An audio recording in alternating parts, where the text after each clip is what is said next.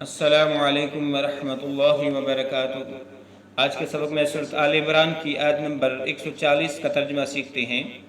ان یمسسکم، اگر پہنچے تمہیں قرحن، کوئی زخم، فقد، تو البتہ، مس القوم، مسا پہنچ چکا ہے، القوم، کافر قوم کو، یعنی اس کافر قوم کو بھی، قرحن، زخم، مثلہ، ایسا ہی، وَتِلْكَ الْأَيَّامُ، اور یہ وہ دن ہے، نداولھا، ہم باری باری بدلتے ہیں ان کو، بین الناسی، لوگوں کے درمیان میں، وَلِيَعْلَمَ اللَّهُ، تاکہ اللہ معلوم کرے، الَّذِينَ آمَنُوا، ان لوگوں کو جو ایمان لائے ہو، وَيَتَّخِذَ، بنائے، مِنکم، تم میں سے، شہداء، شہید، واللہ، اور اللہ،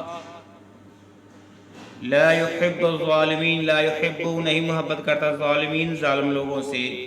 تو اس آیت کا بمحاورہ ترجمہ سن لو۔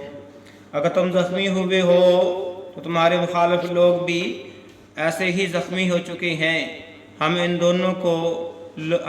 دنوں کو لوگوں کے درمیان بدلتے رہتے ہیں۔ شکست احد اس لیے تھی کہ اللہ تعالیٰ ایمان والوں کو جان لے اور تم میں سے بعض کو شہادت کا مرتبہ عطا فرمائے۔ اللہ تعالیٰ نہ حق والوں کو دوست نہیں رکھتا، الظالمین، نہ حق، یعنی ظالموں کو دوست نہیں رکھتا۔